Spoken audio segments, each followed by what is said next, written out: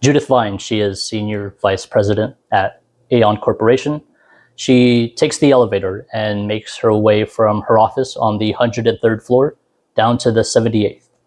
She meets up with her colleagues and they ring for the elevator to take them down. And then there's an explosion that sends her flying to the opposite end of the elevator lobby.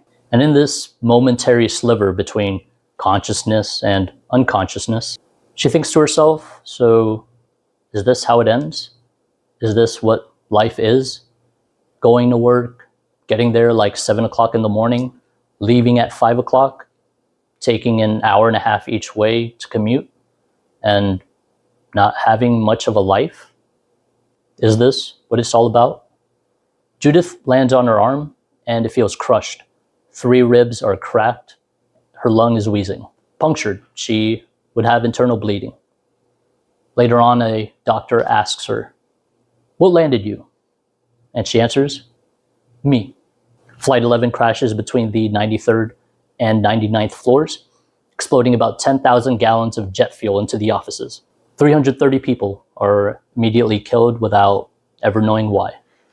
The crash immediately destroys all exits from the floors above, leaving 702 people trapped in the upper floors. This is the North Tower at One World Trade Center, New York City, New York. The time is 8:46 a.m., 30 seconds, and the day is September 11th, 2001.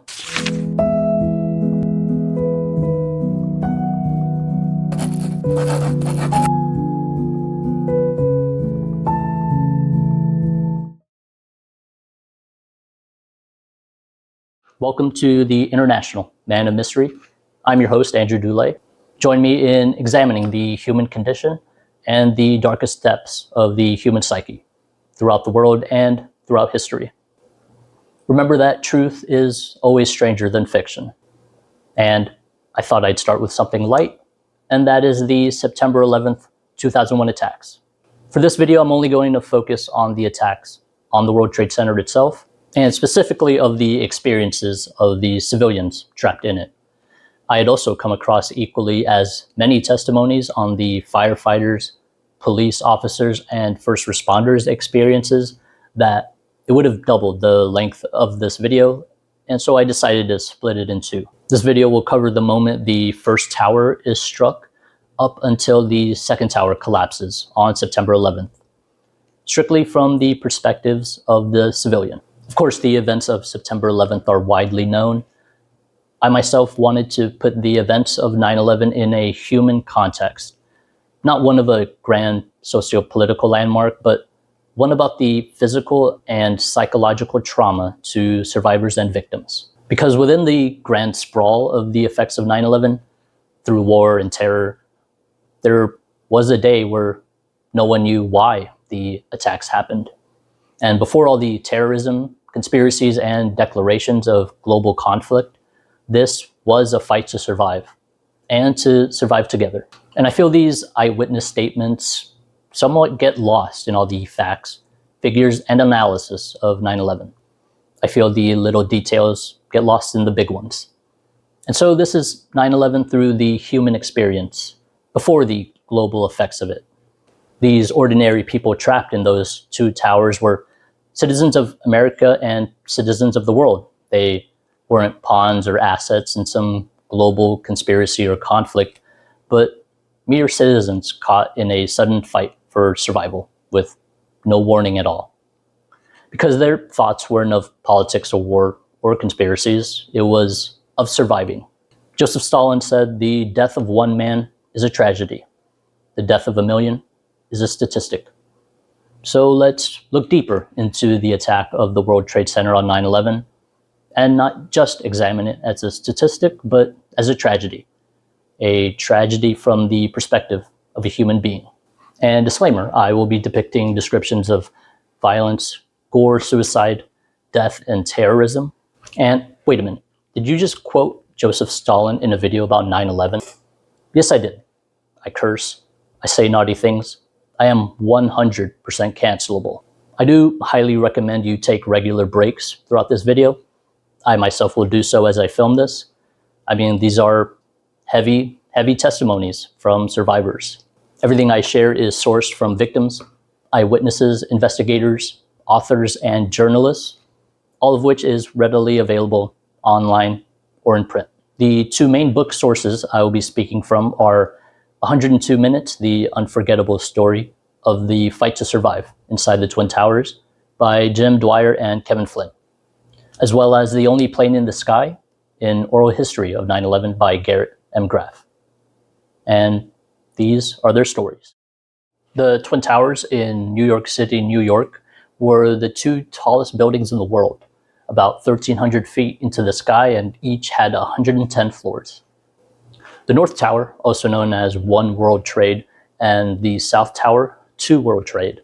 Between them was Three World Trade, where there was a 22-story Marriott Hotel, Four World Trade, Five World Trade, Six World Trade, and Seven World Trade, which was 47 floors. Beneath the complex is this shopping mall that houses eateries and about 80 retail stores. The World Trade Center was the busiest place in New York City, even in America, and perhaps even the world. About 50,000 people typically worked across the World Trade Center complex on any given business day. Each floor of the North and South Towers represented about a full acre of office space, and a total of 70,000 people would pass through for meetings, shopping, a meal at the Windows on the World restaurant, which is atop the North Tower. Businesses at the World Trade Center encouraged its employees to actually recommend family members for jobs. So it really wasn't uncommon for family members to be spread out across floors as well as commute together throughout the work week. You'd visit your dad down the hall in another department or meet up with your sibling in the stairs during your lunch breaks. Workers at the World Trade Center described working there as if each floor was its own island, an island of an ocean in the sky. The World Trade Center was a small city of people spread out across about more than 220 vertical acres, with a floor from each tower equaling an acre of space. Because of this, World Trade Center staff really didn't know one another from different offices on their floor, let alone those from offices in other floors above or below them. Because I too avoid my neighbors whenever I run into them. I briefly have to touch on the 1993 bombings on the World Trade Center. I initially didn't plan to, but when reading about people's experiences on the day of the attack, many factors from the 1993 bombing actually affected how a number of people reacted to the 2001 attack. So on February 26, 1993, at 12:18 p.m., 1,336 pounds of urea nitrate hydrogen explodes in a van parked below the North Tower. The goal is to collapse the North Tower into the South Tower, taking down both towers.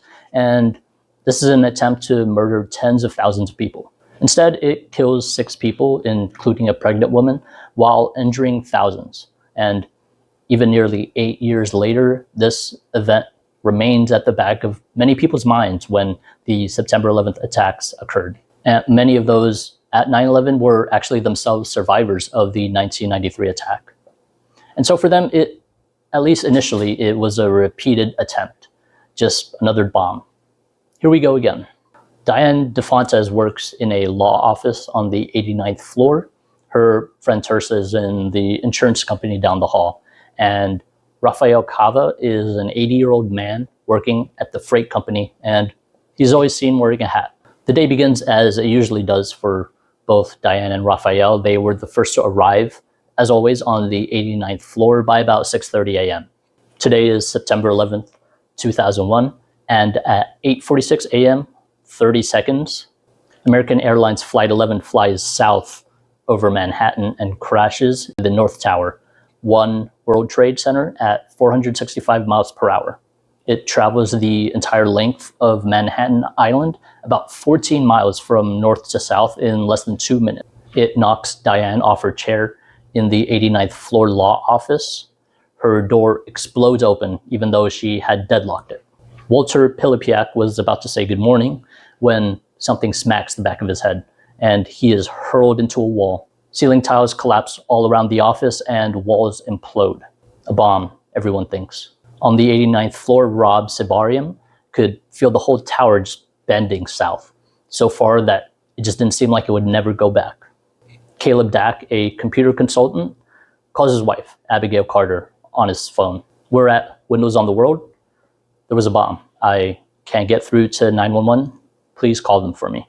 Gene Potter for Bank of America on the 81st floor says, I was thrown out of my chair, like thrown. A horribly loud explosion. The building started to rock back and forth, and smoke filled the air right away. Vanessa Lawrence, an artist on the 91st floor, she steps 1 foot out of the elevator and is thrown to the side. The building shakes, smoke and debris blast down the corridor. Anthony Whitaker, World Trade Center commander, is at the lobby when he sees two people running out of the corner of his eye. They're on fire. They run toward him and then past him. They don't say a word. They don't make a sound. All their clothes are burnt off and they are smoldering. Now, the sky lobby in the World Trade Center is this long hallway stretching up and down with rows of elevators on both sides. And so you would take an express elevator from the main lobby up to the sky lobby. This lasts short of a minute. And this is to bypass the lower half of the floors so that you aren't making like every imaginable stop just to get to yours.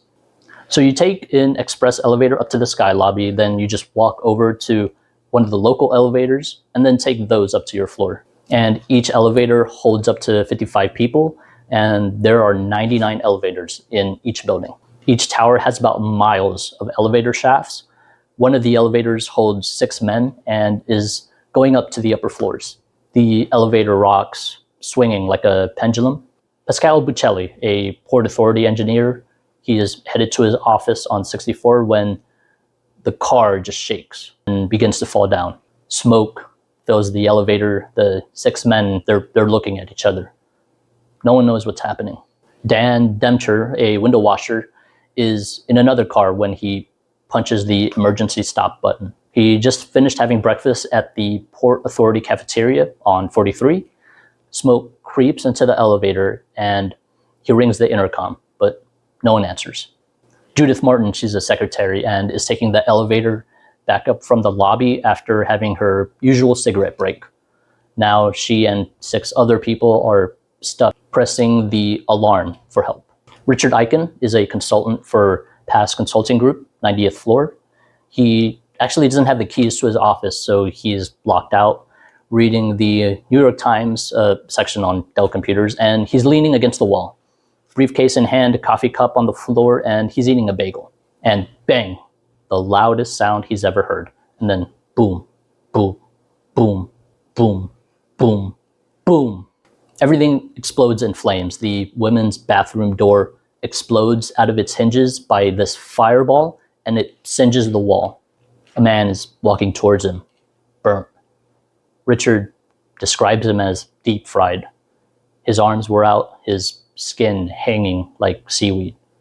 He was begging to Richard, help me, and then collapses right between his legs and dies right there. Richard looks down and sees his shirt is full of blood, and he realizes he's hurt, and now he smells fuel. Richard feels around his head and then feels his skull. He actually feels bone. He feels it sting, but it doesn't hurt that much, and when he looks over, he can see the elevator shaft is floor to ceiling in flames. Charlie Egan, systems administrator on the 90th floor, he's annoyed because this explosion knocks out the servers, and he's thinking, great, I'll be here until midnight bringing all the servers back up. So Richard comes over and reassures him, hey, if it means anything to you, I'll stay up with you and we'll both get these servers back up. Later on, the two are looking out the window and they're seeing these huge chunks of building falling, and he means the size of trucks. And Richard thinks, I guess we won't be getting these servers back up. David Cravette, bond broker for Cantor Fitzgerald, is in the lobby floor. Jet fuel blasts out of the central elevators and it mushrooms everywhere. The elevator doors themselves are blown open, and 20 yards from him, people are lifted by the fireball, thrown and crashing into the lobby windows, incinerated. He thinks, if I were just 20 yards further along in my walk, I would have been dead or severely burned. There wasn't any fire after that. It just burned itself out and disappeared within seconds. He says it's a comedy of errors that he's alive. Everyone else in his office that day perished. They were all trapped and there was no way out for them. Ezra reveals of the 61st floor, his window faces north and he sees a plane fly straight into his tower right over his head. Its lower wing cut right through the ceiling of the 93rd floor and its right wing rips across the 98th floor. Avils, since he works for the Port Authority, he officially manages the World Trade Center, so he dials 5 numbers, leaving identical messages describing what he saw and telling everyone up the chain of command to begin evacuation. His message is, it seems to be an American Airlines jetliner, came in from the northern direction, from the Empire State Building towards us.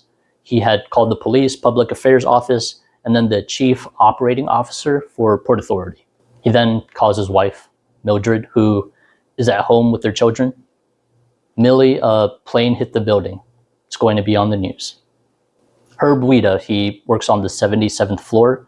His son, Todd Weeda, works for Cantor Fitzgerald up in the 105th floor. He is a veteran of the 1993 bombing, and he says, no one could have dissuaded me. He knew he had to go to his son.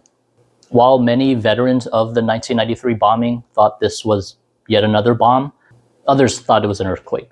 And for many throughout the building, no one knew what had happened. All the windows had fallen out, the ceilings had come down, and everyone was just knocked to the ground. And even more so, people were still going on about their day throughout the World Trade Center complex. And even for those underground in the shopping mall, they didn't feel anything. At 8:46, the entire World Trade Center complex above and actually below ground was in the middle of morning rush hour as thousands of people were arriving for work. When Flight 11 crashes into the north side, the plane's forward motion comes to a halt and the entire plane is fractionalized. Part of the landing gear landed 5 blocks south. The kinetic energy of the speeding plane shot in waves down the structure of the North Tower. This impact was strong enough to register seismic waves all the way in Palisades, New York, 22 miles away, generating signals for 12 seconds. A man working for Marsh and McLennan on the 93rd to 100th floors would later be found 5 blocks from the tower. For hundreds of people within the crash site of the North Tower, death had come in a thunderous instant. It's 8:47 a.m. in the South Tower. Marissa Pennygrosso, she's at her desk listening to Donna Summer on headphones. She feels a shaking but doesn't hear it. Then a hot blast slaps her in the face like opening the door of an oven.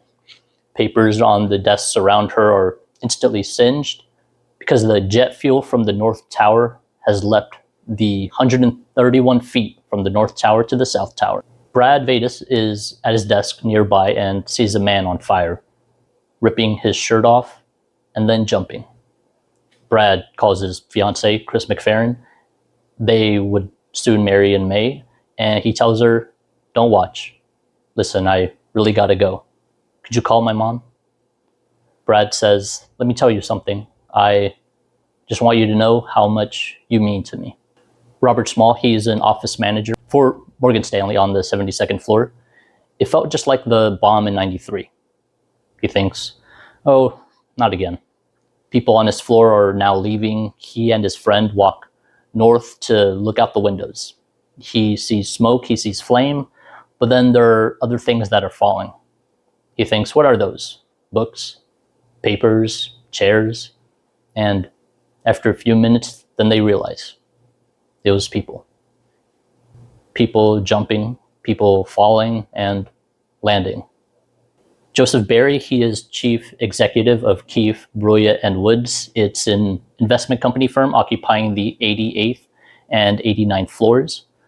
He stands outside his office trying to figure out the best next move. He's a veteran of the 93 attack. Back then, he spent hours trapped in an elevator because the electricity had failed. And he remembers just how painfully slow going down the stairs would be. He, like many others, were just kept in place because they made their commissions over the phone. The traders made their money by staying on the phone, by being ready to move quickly. They limited their bathroom breaks because time spent away from their phones was just money down the drain. Bradley Fetchett is a 24-year-old equities trader. He tries to call his mom, but just gets her answering machine. He says, "Hi, Mom. It's Brad. Just wanted to call and let you know. I'm sure that you heard there was, or maybe you haven't heard, that a plane crashed into World Trade Center 1. We're fine. We're in World Trade Center 2. I'm obviously alive and, well, over here." But obviously a pretty scary experience. I saw a guy fall out of probably the 91st floor all the way down. So I called Dad to let him know. Love you. Stephen Mulderry, he gets a call from his brother. His brother Peter asks, "Are you all right?"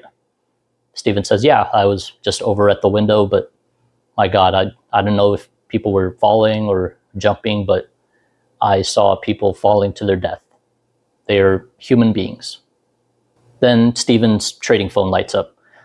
The traders on the entire floor all work elbow to elbow, with trading phones just lighting up as opposed to ringing because, well, that's how often they are used.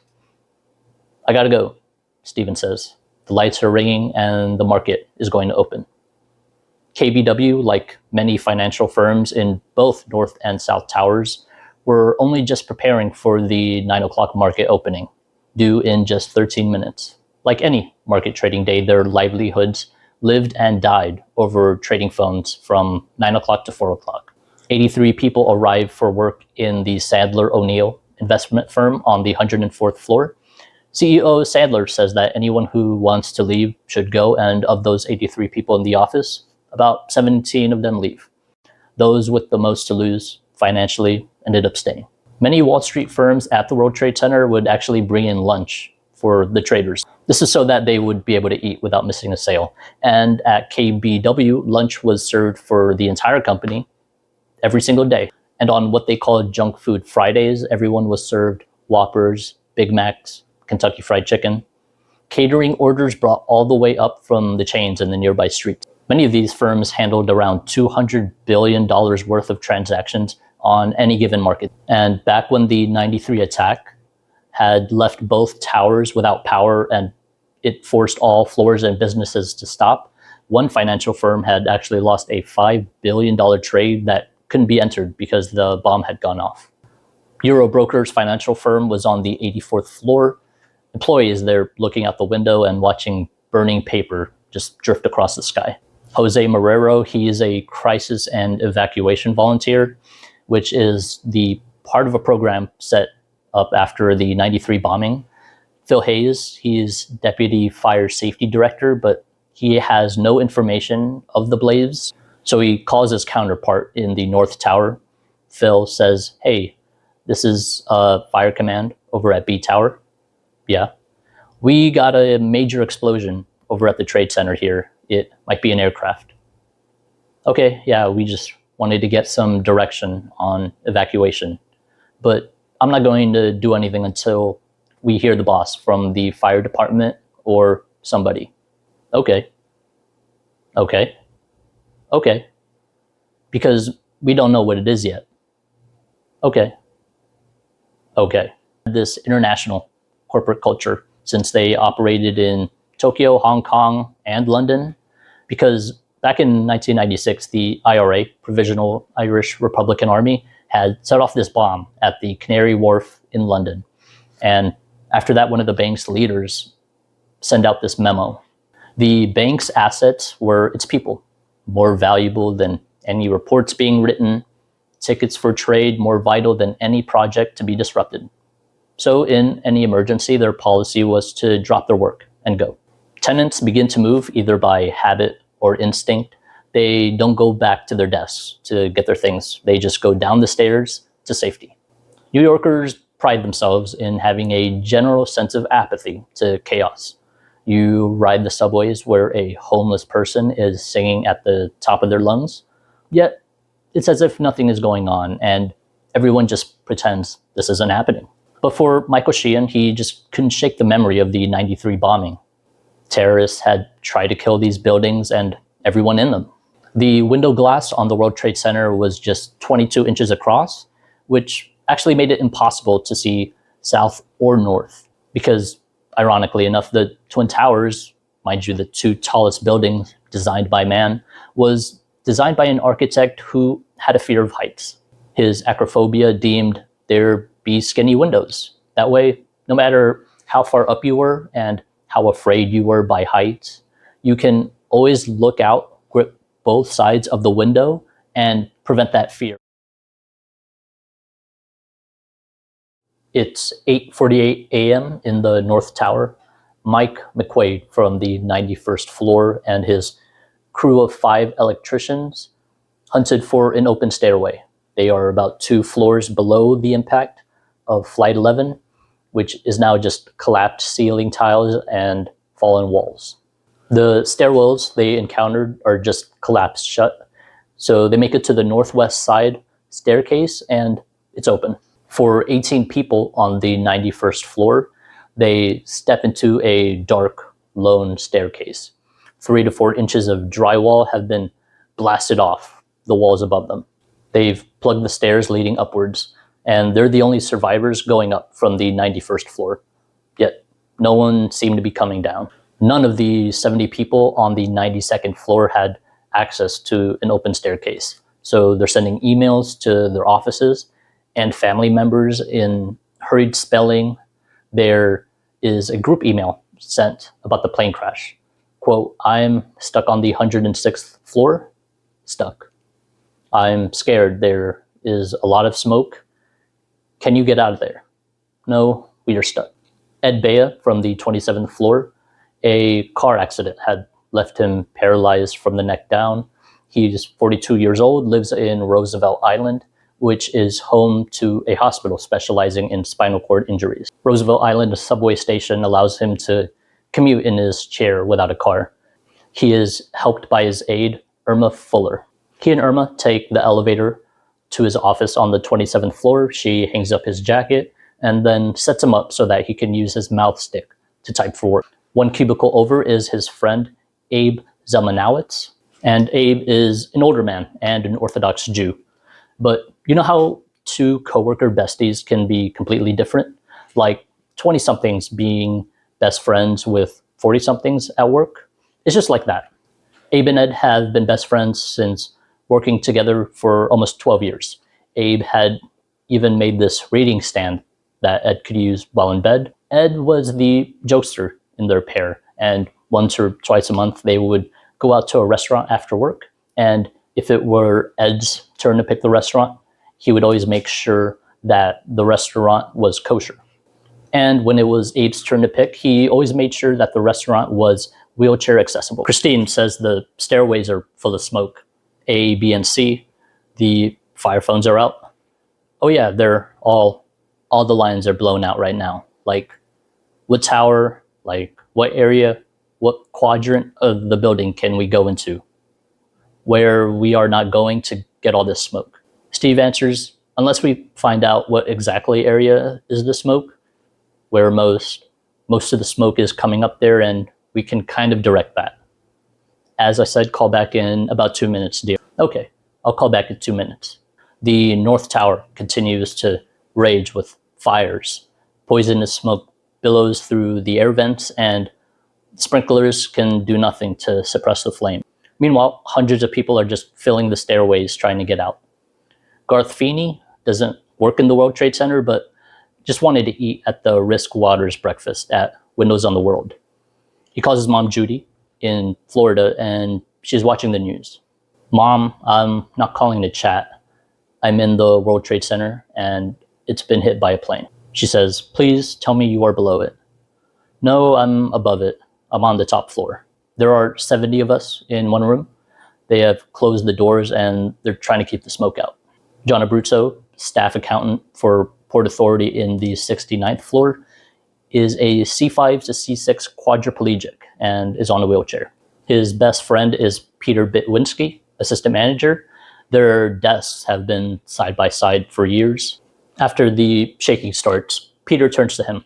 John, where's your evacuation? And John was there for the 93 bombing where his coworkers had helped to actually evacuate him, but it took 6 hours to get him out. And so after the 93 bombing, the World Trade Center purchased these evacuation chairs for those disabled. John thought to himself, they made it clear I was going with them, one way or another. It's 8:48 at the 5 World Trade Center. Alan Rice, he's former director of the World Trade Department. He's having breakfast in a delicatessen about a quarter-mile below Windows on the World. He hadn't heard, felt, nor seen a thing. But suddenly he sees terrified people just running in every direction. Alan tosses a $5 bill on the table and then heads for the Trade Center police office, one floor above him. And through the big plate glass windows facing east, he sees a blizzard of burning confetti. And outside, debris just rains onto the plaza, steel and concrete fragments of office and glass. A wall of fire spreads across 10 to 15 floors. He sees people in those floors just running to the windows, running into closed windows for safety, running into open windows for air, and then running out of open windows because of no other option. Flight 11 had severely damaged all 3 escape staircases of the North Tower. And since the 3 staircases were clustered in the center of the building, in the plaza, Alan sees this weird shape. So he looks closer. It's this nose gear of an airplane missing its rubber tire, but its wheel is still connected to the hydraulic elbow. And he says aloud, "This is a big fucking wheel." Dr. Charles Hirsch, he is chief medical examiner for the city of New York. He walks outside and is in the middle of West Street. He sees this airplane engine and right beside it, an amputated hand. It's 8:50 a.m. in the North Tower. Lloyd Thompson, he is Deputy Fire Safety Director, and he's in the lobby, standing at his console, answering calls in the intercom system. And all at once, people are telling him about the smoke and the fire on the upper floors. His board lights up whenever there is an emergency signaled, and he'll tell him from what floor, but now his entire board was lighting up. So on the public address microphone, he just quickly orders an immediate evacuation of the entire building. However, the plane has destroyed the building's public address system. So for those caught on the upper floors who would try to call the emergency lines, they were told to wet towels and then stuff them in the door sills. But since the plane had severed the pipes cutting off the water supply, those above had no water to drink, fight the fire, nor wet any clothing. It's 8:55 a.m. in the South Tower. Many employees from the 80th to 82nd floors quickly make it to the sky lobby and then make it to the lobby in under 10 minutes. A guard tells them, no, all is well here. You can go back to your office. The building is secure. Many of the employees from the Japanese investment firm Fuji Mitsuho obey the tower guard's authority and then decide to make their way back up to their offices. Employees take the sky lobby elevator and then the local elevators to get off at their offices on 80, 81, and 82, even before 9 a.m. Morgan Stanley's, which occupied floors 59 to 74, had invested in training after the 93 bombing. Their vice president of security was Rick Rescorla. He was a former British paratrooper, turned Vietnam veteran, and retired colonel. He actually ignores the Port Authority's initial announcement that everyone in the South Tower was safe and that they should all just return back up to their floors. So instead, he works on evacuating his whole staff. Rick then calls his best friend, Dan Hill. "The dumb sons of bitches told me not to evacuate. They said it's just building 1. I told them I'm getting my people the fuck out of here." It's 9:01 in the North Tower. Flight 11's 10,000 gallons of jet fuel ignites into giant fireballs as wide as 200 feet, even wider than the building itself. And it was spent within just a few minutes, most of it outside the building. 1,000 people are trapped above the crash in the upper floors. Elaine Duke, Port Authority staff in the 88th floor, is getting out of the elevator when this fireball of fuel blows through her shaft. The flames invade every opening of oxygen inside her elevator. She then steps out, dazed, charred. Her clothes are just burnt off her. The ceilings collapse in the hallways. People are running in every direction. And where the elevators once had been are now just gaping holes. Judith Reese, she suffers from severe asthma. She is smoldering and in shock. Frank DiMartini squeezes her shoulder. We're going to be all right. Up in the 89th floor, all the doors are jammed under the weight of the plane. On a radio, a broadcaster jokes, "How drunk does a pilot have to be to crash into the World Trade Center?" Employees are choking in the smoke, and it forces them to break a window. The outside gust of wind blow all the paper inside. Frank and another man, Pablo Ortiz, they get to work. They are breaking through barriers, rubble, and stuck doors to lead their people out of their floor. No one had been in the World Trade Center longer than Rafael Cava, an 80-year-old man with the hat. He was just below the plane crash. He picks himself up off the ground, sees blown out windows, and then picks up his suitcase, fixes his hat on his head, and walks out. A few doors down, Diane DeFontes calls her friend and says, "I love you and your child." If you're too young, let me explain something. You see, in 2001, they had these things called pagers. They would basically beep and display this message by its sender. So people were getting news of what was happening through their pagers. Joe Massian and many others are making their way down the stairs. He hears, move left," and when he looks over, people are making way for someone badly burnt being brought down. For some like Pascal Buccelli, he figures whatever was happening, the fire is above, not below, and fires only go upwards. So there's no smoke here, he figures. Let's keep the stairs clear so that the firemen can reach up to them in the upper floors. I mean, why clutter the stairs even more? Let's just stay where we are. We'll be rescued soon enough. It's 9:02 a.m. in the South Tower. Judith Vine is evacuating as she thinks, is it really that serious? What about all the purses, Palm Pilots, and briefcases people are leaving behind? I mean, how long will we be out of the building? And shit, I left my pocketbook. I can't get back home without it. Stanley Pramath of the 81st floor returns to his office after security down in the lobby tells them that there's nothing to worry about. His phone rings, he picks it up, and his colleague from Chicago is calling to see if he's okay. So Stanley reassures him, it's just the other tower that's hit. Stanley looks out the window, sees the New York Harbor and the Statue of Liberty, and then an airplane heading right towards him with its United Airlines logo. He dives under his desk. Oh my God, his colleague in Chicago is listening on the phone and is also watching the TV screen in horror. At 9:02 a.m., 59 seconds, United Airlines Flight 175 crashes into the South Tower of the World Trade Center. It crashes at 545 miles per hour, and the plane banks slightly with its wingspan crashing diagonally across the 9 floors from the 77th through the 85th.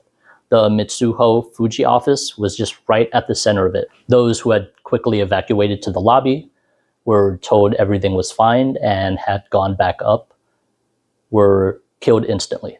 The plane had struck the sky lobby as well, leaving only one staircase accessible. Donovan Cohen presses the button in the elevator and is flown from his feet. Heat burst across him in this roasting wave that just kept coming for about 15 seconds of intensity. The elevator was rocking so hard, no one could get up. So the elevator finally stops at the sky lobby and everyone just stumbles out to find bodies all around them. They were torn apart, dead, or horrifically injured and alive. Kelly Rayer is riding the elevator when fire suddenly fills the entire space. He thinks to himself, maybe I should just breathe the smoke and kill myself so that I don't burn alive.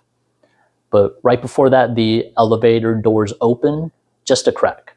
He shoves a briefcase right into that space, wedges it open, and then climbs right out. Kelly stumbles into his colleague, Donna Spera. She is burning and crawling on the ground with a broken arm and a bleeding face. She clutches Kelly. Diane Urban is comforting this woman pressed against the wall. Both her legs are gone. Mary Joss was knocked unconscious. She wakes up and feels her back burning as she rolls over back and forth to extinguish herself. Once she does, she suddenly realized that she had been rolling herself over the bodies of her own colleagues. Christine Sasser of Fujimitsuho found herself standing with dead bodies lying all around her. The office space was dark with floating dust and crying moans.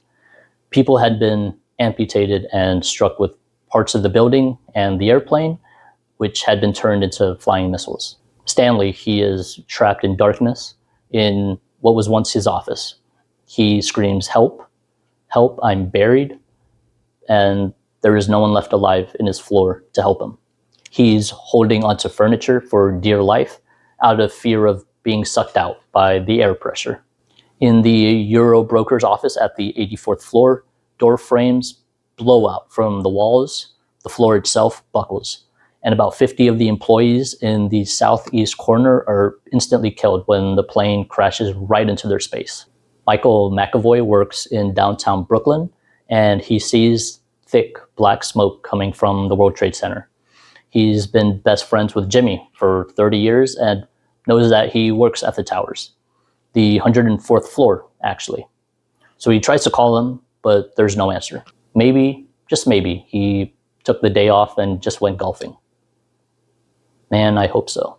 Louise Buccelli, she is 7.5 months pregnant, is on the phone with her husband, Pascal Buccelli, who is also on the 64th floor.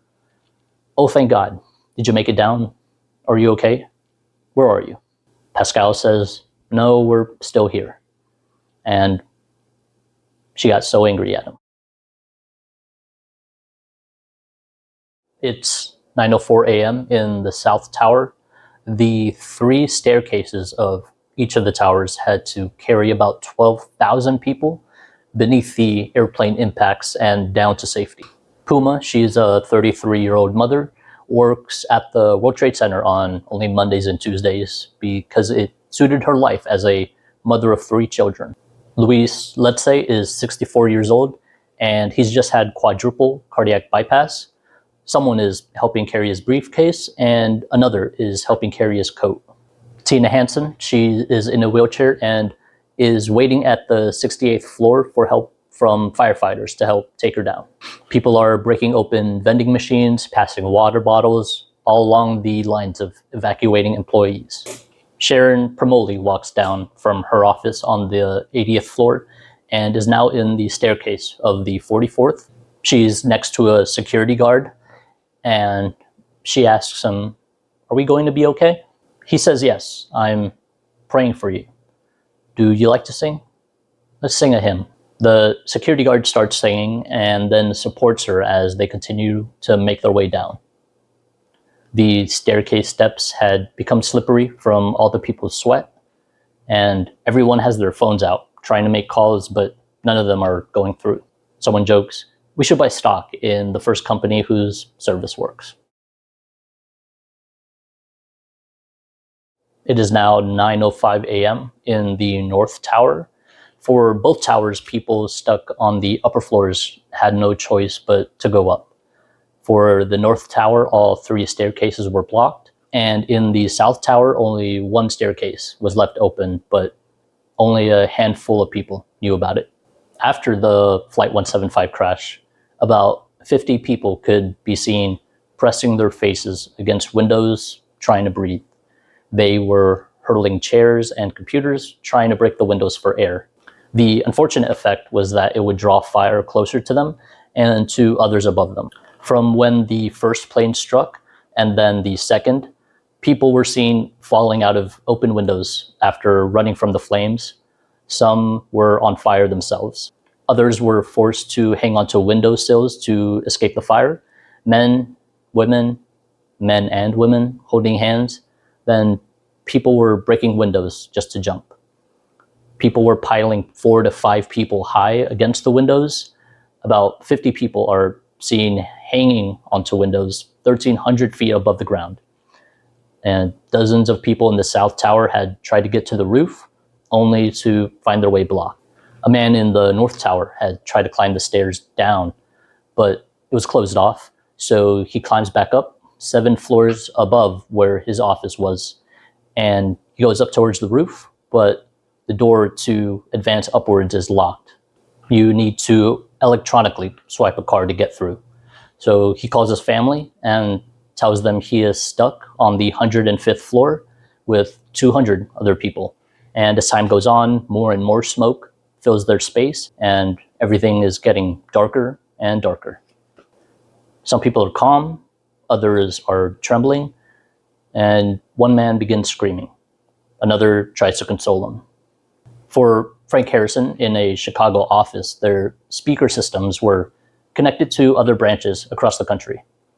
They're watching the news live when suddenly the speaker system connects from New York. New York asks, "Does anybody know we're here? Is anybody coming to get us?" Frank tells them, "You guys get on the floor, stay low, cover if you can with anything. Don't let the smoke get you." There was some crowd noise, then there was some static, then the speaker system went dead. It's now 9:15 a.m. in the North Tower. Frank DeMartini and Pablo Ortiz have been going to work for the last 30 minutes, methodically freeing scores of people trapped from the 90th floor on down. Yet neither of them were in charge of or formally volunteered for any role in evacuation or emergency plans. They actually only worked with the tower's renovations, but both men knew the building and its structure, and it was their passion. They were both on their way to leave, yet kept stopping after each floor to find any survivors. Within the 2 buildings were each of their 99 elevator shafts, and within these elevator shafts are the elevators themselves. So imagine being trapped inside a sarcophagus, inside a tomb, inside a pyramid. When each plane had crashed, it sent fireballs where, in some instances, immediately burned and killed some of those in the elevators. People in the elevator lobbies had found elevators stuck with people and were now trying to open the doors. What can we use? There's a sign nearby held by a metal easel. They grab the easel and wedge it into the elevator's doors. They try to spread the doors from the bottom to try and have the greatest leverage. Then this had the opposite effect by pinching the upper side even tighter. And so that doesn't work. John Griffin is 6'8", and he grips the top of the elevator doors while everyone else grips the bottom. And the elevator doors open. Tony Savas, 72 years old, is freed from the elevators. He asks, "What do you need me to do?" Another says, "You should leave the building." Tony says, "No, I want to help. I've got a second wind." 6 men are trapped in elevator 69A. After the explosion, the intercom had announced that there was an explosion, but then silence, and the men never heard from the intercom again. Smoke then seeps into the cabin. Phoenix, he is the largest man, is poking for a ceiling hatch. The others prop the elevator doors open with a wooden handle, and it opens, only to reveal a flat wall. The wall reads 50. But wait, this elevator doesn't even go to the 50th floor. And they realize, because of the Sky Lobby system of express elevators, their elevator had actually dropped into a level where no doors on the lower floors could even open to them.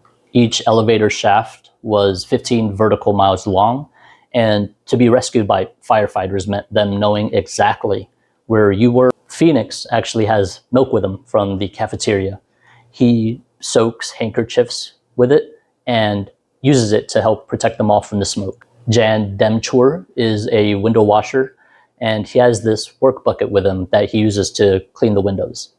They realize that they can break their way through the drywall of the elevator and then out the other side. But first, they need to cut through it. Jan tries using the squeegee, but then fumbles and accidentally drops it down the shaft. So now he only has one tool left, a metal handle. He cuts into the drywall, and for 30 minutes, the men are punching through 3 inches of drywall. They punch and rip through the last layer of sheetrock and then hit a layer of white tiles. They squeeze and fall out into a bathroom on the other side. They are falling headfirst onto the floor beside the sink. Once free, Jan jokes about his bucket of tools. The company might not order me another one. Another elevator had dropped and screeches to a halt 10 feet above the lobby, packed full with passengers. 10 minutes after the explosion, flames begin to seep through the bottom of the elevator. A voice wails, "In the name of God, in the name of God, in the name of God." The crashing of the elevator had revealed an opening along the bottom. Lauren Smith squeezes through, falls the 10 feet into the bottom of the elevator shaft, but then strikes a beam that shatters 5 of her ribs and punctures her lung. Others that fell safely through run into the lobby. There's no one there, and then they run out into the street to find help. Lauren is brought down to the lobby safely by a human ladder. A security guard comes to her side and is told to hold her hand and don't let go. Martin and others are trapped in their elevator. They try all the alarm buttons and are shouting for help at the top of their lungs.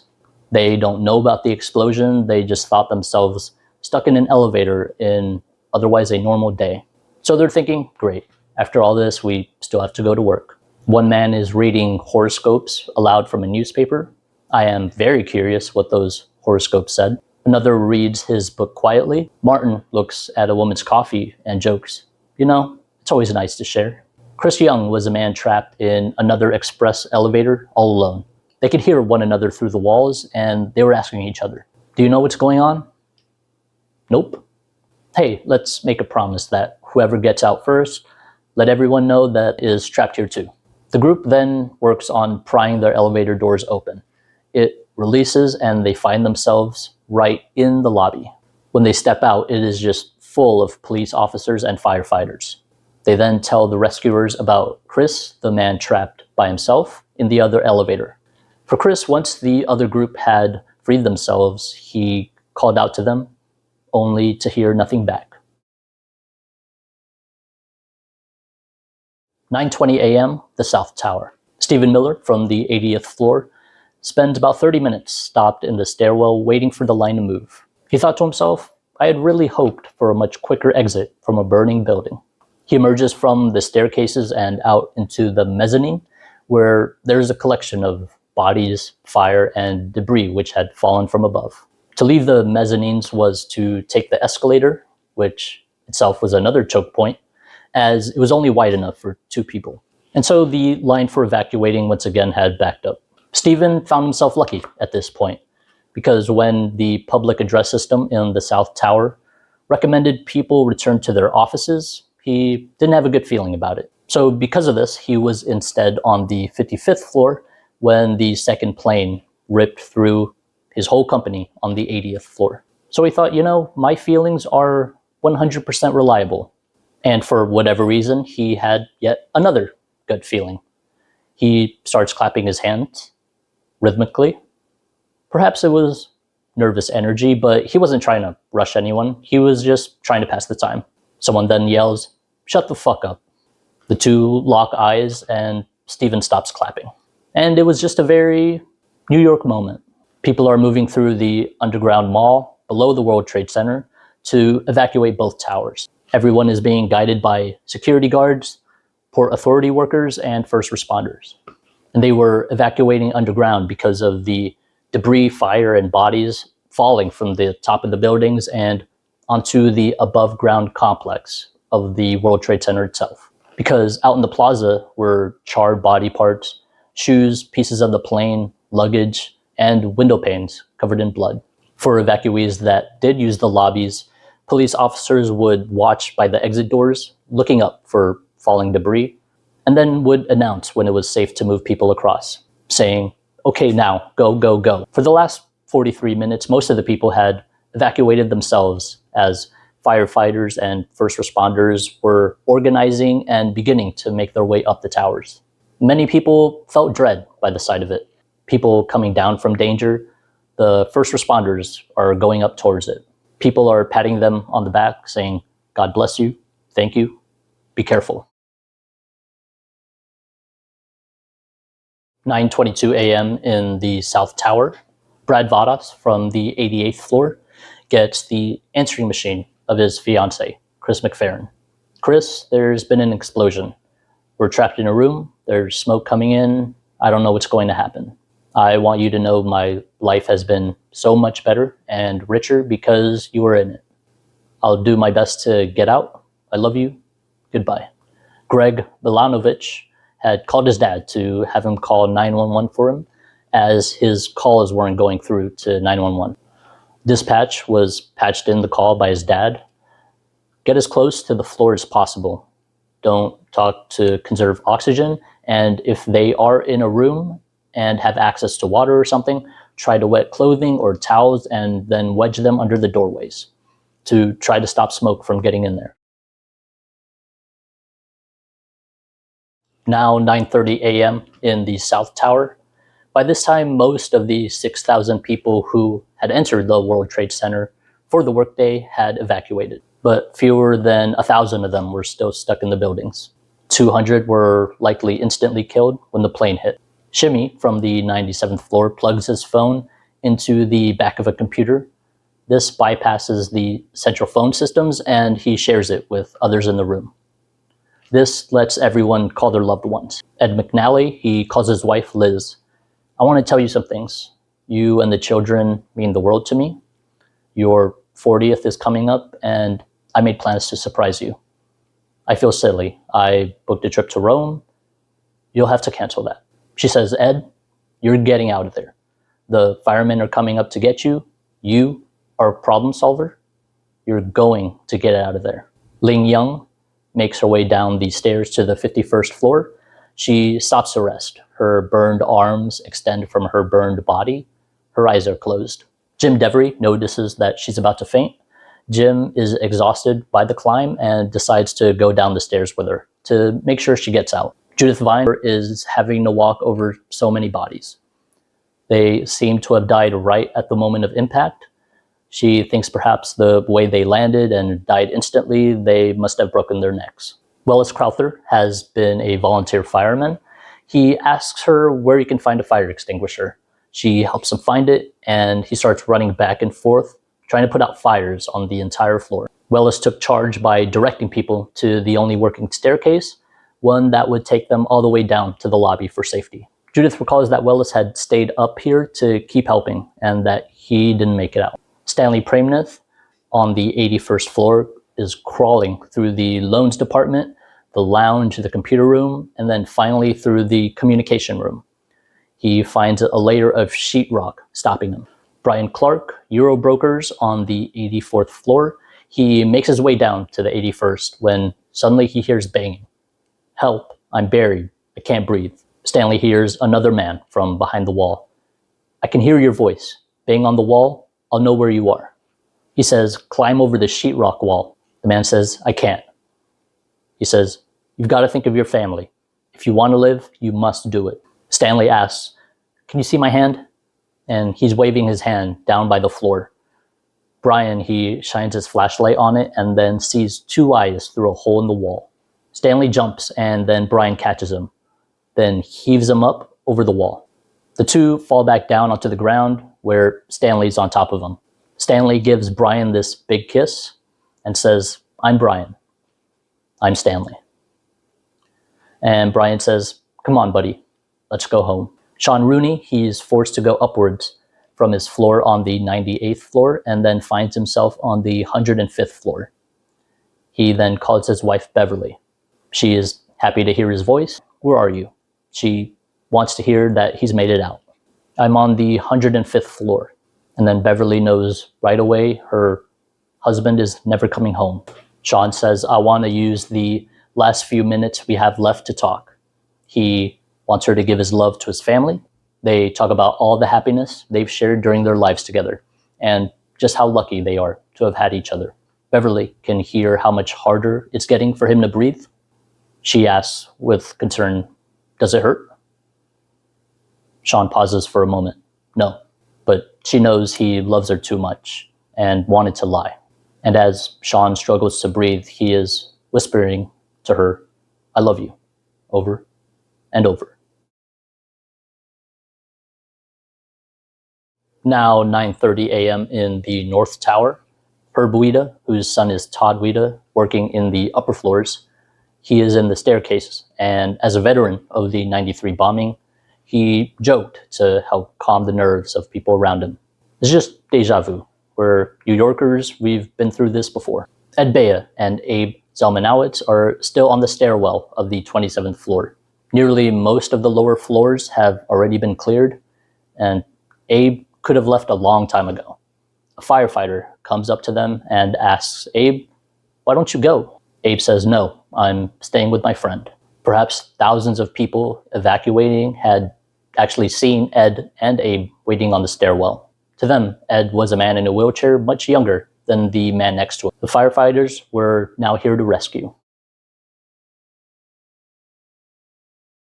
9:45 a.m. in the South Tower.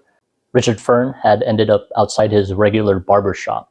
Inside, he collapses into one of the chairs, and one of the barbers brings him cold, wet towels. Kevin Cosgrove calls his brother Joe. "I'm not getting out of this. I need you to take care of my kids. Tell my wife I love her. I'll call you back."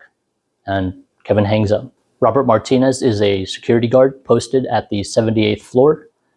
At 9:57, he still had not left his $11.61 an hour post, and instead had been radioing for help for an elevator stuck on the 78th floor that was full of people. A man trapped on the 102nd floor was speaking to a 911 operator.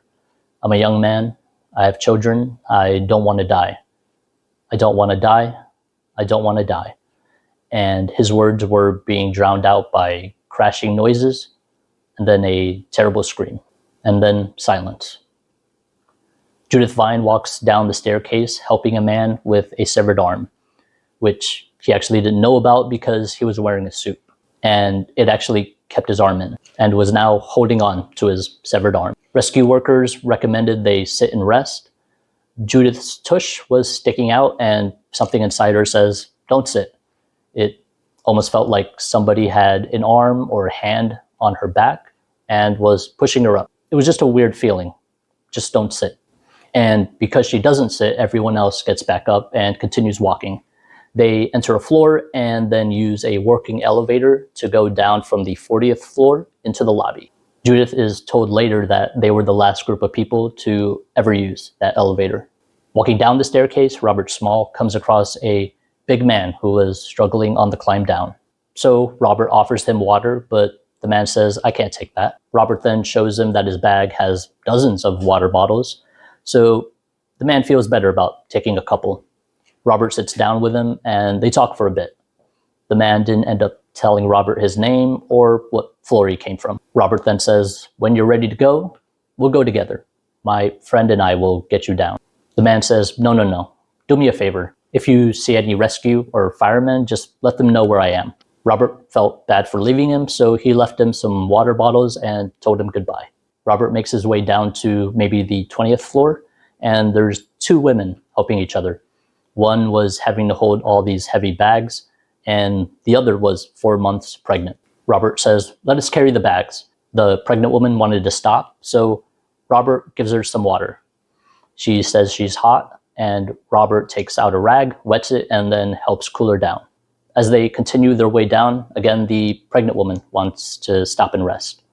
Robert knows there's no time for it, so as they get close, instead he says, "Give me one more floor, and then we'll stop." And Robert kept pushing her onwards. Now 9:59 a.m. in the North Tower, Bruno Dellinger describes how he learned something about human beings in distress. You see, everyone was hearing, feeling, and seeing all these warning signs that this was a very dangerous situation. Then suddenly everyone has this defense mechanism kick in, and it helps to stop everyone from panicking. For Bruno, the heat is intense from the crowd of sweating people, the spent jet fuel smoke, and the limited oxygen supply. But not only that, the fire alarms were blasting in your ears, emergency lights strobing, and both the lights and alarm sounds are just pounding your head constantly. Then suddenly a succession of sounds. Many people had described it different ways all throughout the World Trade Center complex. A rat, tat, tat, tat, tat sound snapping in perfect rhythm. 1,000 freight trains crashed. A giant chandelier, all the glass breaking. 30,000 jets taking off. Constance Lebetti said, "We really thought the end of the world was upon us." Michael McAvoy, knowing what had just happened, people were screaming again, and he thinks, holy shit, 20,000 people just died. The South Tower collapses at 9:59 a.m. at 124 miles per hour. The upper floors had pulverized itself into the lower and lower floors, and in the span of 10 seconds had completely collapsed from the sky. The collapse itself was equal to 1% of a nuclear bomb, and it was strong enough to register a seismograph in Lisbon, New Hampshire, over 200 miles away. Chris Young is the man trapped alone in the North Tower elevator. He is a temp employee for Marsh and McLennan. He thinks to himself, I am such an idiot. Why did I even get into this elevator? You see, Chris actually wasn't going anywhere. He just wanted to test out a theory. You know, the one that says if you jump up in a speeding elevator, you create this momentary zero gravity for yourself. Well, he keeps trying just that when suddenly his elevator screeches to a halt. Perhaps, just maybe in the back of his mind, he thought, did I do that? Then over time, he hears screaming and alarms and starts talking to a group stuck in an elevator beside him. So eventually he realized, okay, my zero gravity NASA physics experiment did not actually cause that. Both he and the other group promised to each other that whoever makes it out first has to tell rescue to come and get them. After some time, Chris calls to the other people in the elevator and doesn't hear anyone. Did they make it out? Did they tell anyone about me? Did they forget about me? Am I going to die here? Then the elevator tumbles once more and he feels it drop and crash. For the entire time he had been stuck, Chris was trying to open the elevator doors with nothing but his hands. So he tries once more and he can't believe it. The doors open effortlessly. He finds himself in the lobby. There's debris everywhere, pulverized concrete dust. A firefighter grabs him and shouts, "Keep moving." 10:01 a.m. in the North Tower. Elia Zdeno, financial analyst at the 73rd floor, much of her way downstairs was of non-emotion. She saw people injured. There was a woman who was screaming and screaming and screaming. A man is there trying to help her, and he himself has blood on his forehead. And he just keeps telling her, we were the lucky ones. We were the lucky ones. And Elia thinks, what in the world did this woman see? Peter Bitwinski is helping evacuate his best friend, John Abruzzo, in his evacuator. 2 people on the bottom and 2 people at the top would hold John. 8 people total were actively bringing John down, with 4 people doing so at a time.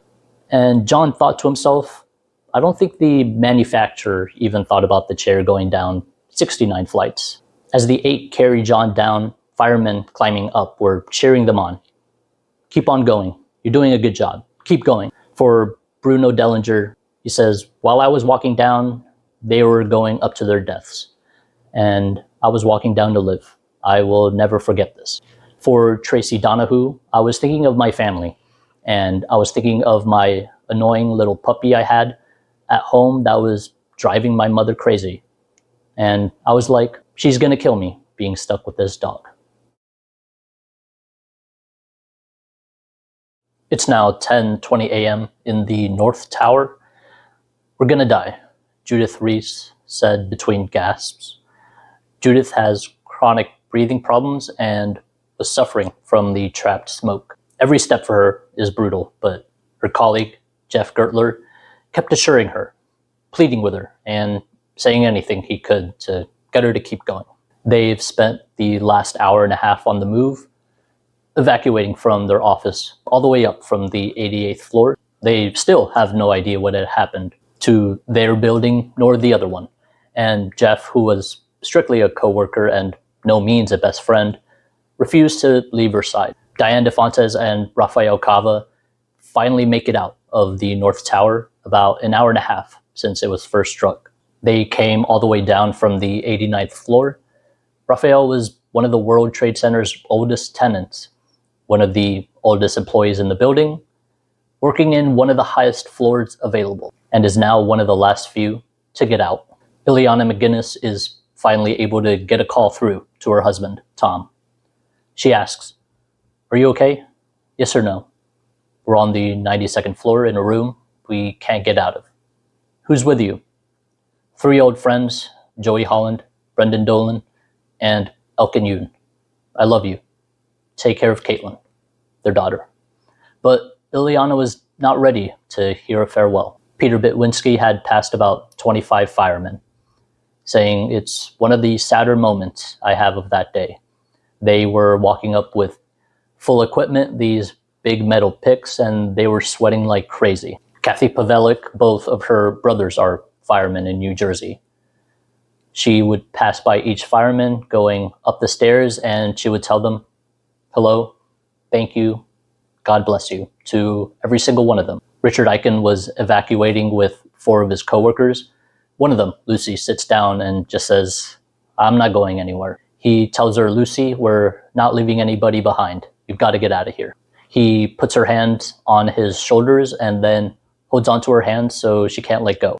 He then tells her, "I'm hurt. I need help. I don't want to die by myself. I need help." He did that to get her to keep going, and together they find stairwell A, which is the only available stairwell. Richard and Lucy then make it down to the lobby, and he sees a sea of security guards helping guide people out. Once outside the collapsed South Tower, Elia is choking from the smoke and dust. Elia Zdeno says, "I was trying to breathe. I was trying to spit out what I had in my mouth, but I couldn't. So I had to dig my hand in. I dug my hand into my mouth and pulled out a lot of stuff. I was going to be able to breathe, but the moment that I pulled the stuff out, more stuff came in." And finally, she was able to get her first breath. She is trying desperately to see through all the debris, and her vision starts to clear more and more. And she realizes she's looking at dead bodies. Melissa Harrington Hughes calls her husband, Sean, who is in San Francisco. The call goes to voicemail. She says, "Sean, it's me. I just wanted to let you know I love you, and I'm stuck in this building in New York. There's lots of smoke, and I just wanted you to know that I love you always." As Janelle Guzman is climbing down the stairs to evacuate, she still has on her high-heeled shoes. One asks her, "Do you want to take your shoes off?" She says, "No, I'll be all right." Her feet have been killing her for the last hour and a half, but she did not want to stop for just a minute.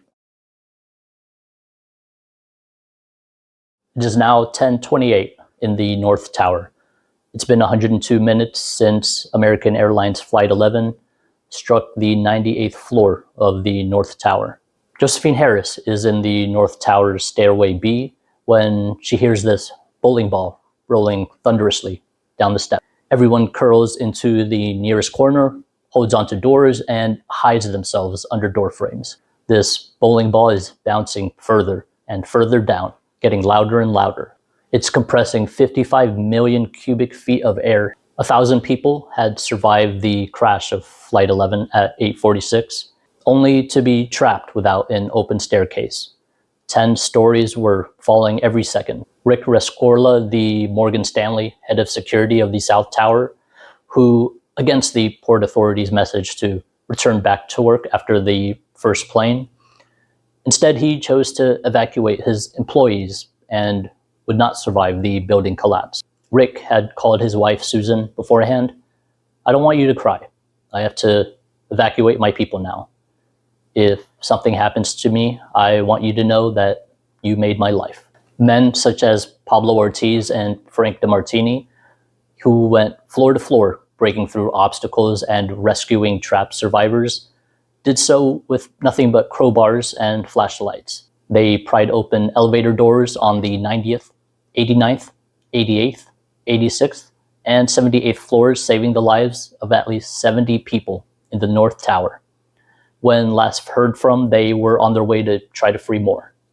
They did not survive the collapse. When Richard made it out to the lobby and saw the sea of security guards helping guide people out, he says the security guards of the World Trade Center were the unsung heroes of 9/11. Those who stayed to help when they could have run away, making a mere $11 an hour and not expected nor trained to do any form of first response or rescue. Ralph Blasi was director of security in World Financial Center. Before 9/11, he would have these playful conversations with the security guards. Hey, so what would you do if a bomb went off? Many had said, well, I'm running. But on September 11th, Ralph had 60 security guards working under him, and not one of them ran, even as both towers had been struck and burning. Guards who were only making about $25,000 a year. Abe Zelmanowitz died standing by his wheelchair-bound friend, Ed Bea, on the 27th floor. Abe would not leave without Ed.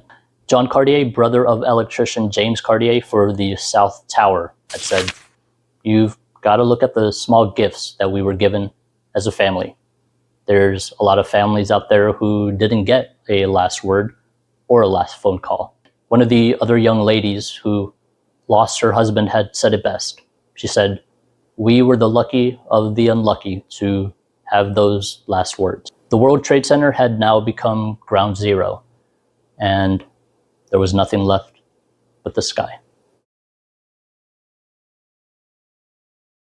Victims of the September 11th attacks range from a 2-year-old girl on Flight 175 to an 85-year-old man on Flight 11.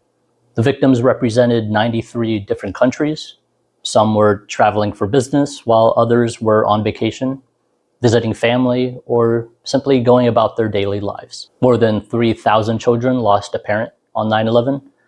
About 100 children would go on to be born having never met their fathers. Over 6,000 people were injured and would continue to suffer physical and psychological effects of the attacks.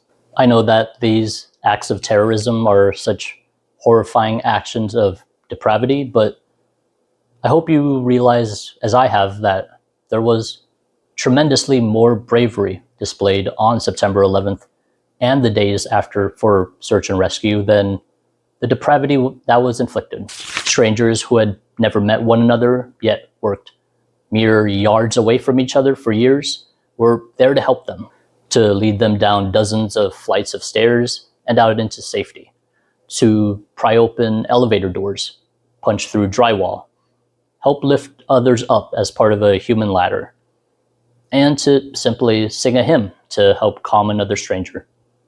9/11 wasn't just an act of terrorism by foreign entities, but also a union of Americans of different races, religions, and backgrounds. New York, even at the time, was one of the most diverse cities in the world. There was shocking terrorism that day, but also a lot of humanity. Those who refused to leave their friend behind, those who refused to leave their coworker behind. They stayed and helped when they had multiple chances to leave and escape to safety. They stayed at risk to their own survival to ensure the survival of others. For those who had rescued themselves, they also rescued others. Chains of human hands stretched out to one another to help find an escape amidst blinding debris and total chaos. So, hug your loved ones. Tell them you love them. Because life is too short. As I examine the human condition, you learn that existence is a blessing. Because it's a miracle that any of us get to live a life at all. To know that life is a privilege and we are not owed it. And you don't know if you'll even live another life at all. And that is a story of 9/11, the fight to survive inside the Twin Towers, strictly from the perspectives of the civilians. This has been the International Man of Mystery. I'm Andrew Dulay. It was a pleasure being your host, and thank you for watching.